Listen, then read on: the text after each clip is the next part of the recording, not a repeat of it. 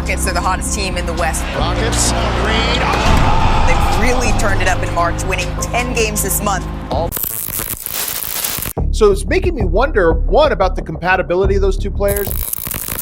You know, I don't know if both Sengun and Green are going to be here long term. What do you do if you're the Rockets moving forward? Jalen Green or Alperen Sengun could possibly be on the trading block as early as the off-season. Hey, what's happening, everyone? This is Swish Culture. Rumors circulating from ESPN's Tim McMahon has the Houston Rockets moving on from one of their two young players who are currently on a superstar trajectory. Now, I know how crazy that sounds. I mean, why would the Rockets even consider getting rid of players who seem poised to lead the team into the playoffs and beyond next year?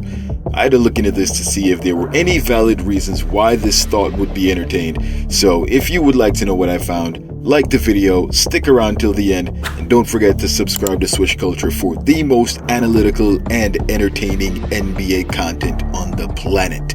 Now get ready. You're about to get smashed.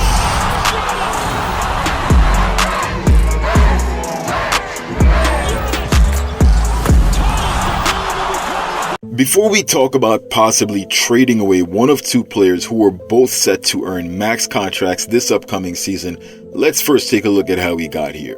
So this rumor started when ESPN reporter Tim McMahon released this video where he talks about the Rockets making a big swing in the offseason for a star player if one becomes available.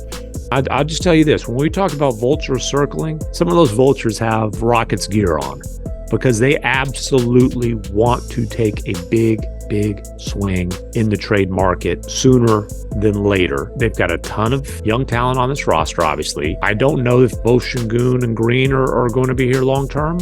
My guess is that one or the other would end up getting moved. If there are stars that emerge on the trade market, I believe the Rockets are going to take one big swing. Now, this by itself isn't breaking news. Whenever a high-profile player becomes available, any team interested in trying to win a championship will try to lure an available superstar.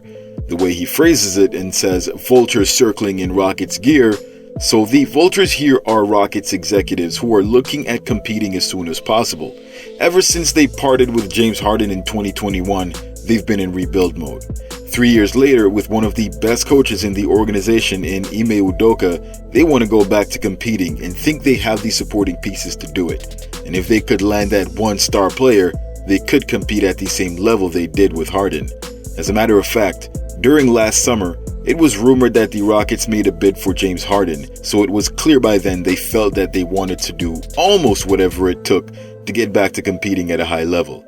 I say almost because obviously Harden isn't with the Rockets, as he demanded they go back to a system like they had with D'Antoni. The Rockets quickly shut down that idea, and the drama between Harden and the 76ers ensued. He goes on to say it's his guess, so let's take that with a grain of salt. The team has a lot of young talent as well as a pick swap and a first-round pick from Brooklyn. It wouldn't make any sense for the Rockets to be interested in keeping those picks if they want to facilitate a trade to compete, so they'd obviously be willing to get rid of those in any potential trade. So keeping both Sengun and Green might not be the way the Rockets go long term, and you have to figure if a team is going to want to trade a superstar to the Rockets, they'd want a promising young player in return on top of those picks. Currently, Sengun and Green are the two most valued young players on the roster, and pairing one of the two with an established superstar seems like a deal the Rockets would want to get done. Now, I've previously reported on the Brooklyn Nets rejecting the Rockets' trade offer of Jalen Green along with getting back their own first-round pick and pick swap for Mikal Bridges, which the Nets declined. It would seem that the Rockets would be more amenable to a trade around Green. Considering the way he's been playing the past month, Sports Illustrated even has Jalen Green going first overall in a 2021 NBA redraft despite having a slump earlier this season. There might be a team that's interested. There are a lot of teams that might end up losing their superstar in a trade this offseason if they don't win it all this year. Teams that might end up with superstars looking at their options if they don't win would include the Bucks, who've done everything they could to keep Giannis, but so far this season it's still 50-50 whether or not they did enough to keep him. Joel Embiid is another star player they could look at as well, considering the history of failure on that team. While there would be interest in those two teams, this would sort of go against what we've discussed up to this point, because interest in a forward like Giannis or especially a center like Embiid would mean not getting rid of Jalen Green, but getting rid of Sengun. Yes, I know it sounds like blasphemy. After all, Sengun is averaging over 21 points, almost 10 rebounds a game on top of over 5 assists. Heck, he might be even better next season. But there is one problem that the franchise is realizing, and it's that Jalen Green next to Sengun is not the same player as Jalen Green without Sengun. Here's a clip of Shams talking about the issue the Rockets are having trying to play Green alongside Sengun. 2 months ago, the Rockets called the Nets on Mikal Bridges, and I'm told they discussed the concept around Jalen Green and multiple first-round picks. That deal was not accepted by the Brooklyn Nets. It's a great problem for the Rockets to have. You have two burgeoning stars, I think, with Sengun, with Jalen Green, and they're both extension eligible this summer. They're both going to be in line for massive deals potentially, but Jalen Green needs this space. Like this pace that they're playing with now, he needs it without Sengun in the lineup. So what do you do if you're the Rockets moving forward? Can these two guys coexist? Can they play with each other? How do their styles balance each other? They haven't figured it out yet. So you have these two budding superstar players, both of whom will likely be getting max extensions in the coming offseason, but both require different play styles to thrive and become the best versions of themselves. While the saying is that you get talented players and let them figure out the fit, these are two young guys who've been playing together for the past almost 3 years. Sometimes the sum of the individual components are greater than they are combined. This is the conclusion, at least from Shams' perspective, that the Rockets are coming to. And if they can't play both, they'll have to move on from whomever is the least positive fit with the rest of the team. While it's still a bit premature, Green is statistically the better candidate to pair with another superstar. The Rockets are 10-11 without him on the court.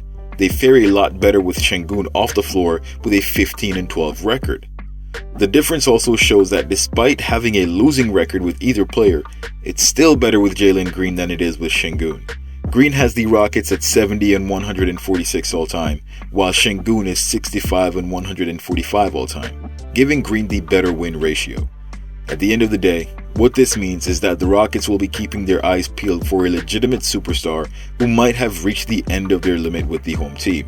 If they can nab a top 10 player in the league with Sengun and picks to pair alongside Green, possibly even a Kevin Durant who could be available if the Suns fail to win a championship this season, expect the Rockets to make a swing for it. There are a number of chip or bust teams this season, and it seems many teams will be reshuffling decks in the upcoming offseason. Let me know if you think this is something the Rockets should do. Which of these players would you move and who would you sign? Post your thoughts in the comments below. Just don't forget to like the video, subscribe to the channel, and turn on all your notifications so you don't miss any of my latest uploads. Thanks for watching. Till next time. Swish.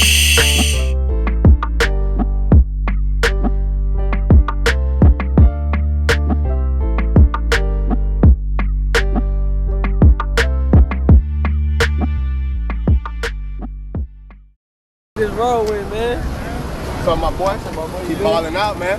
Gotta get this 10-0 run. Playing push.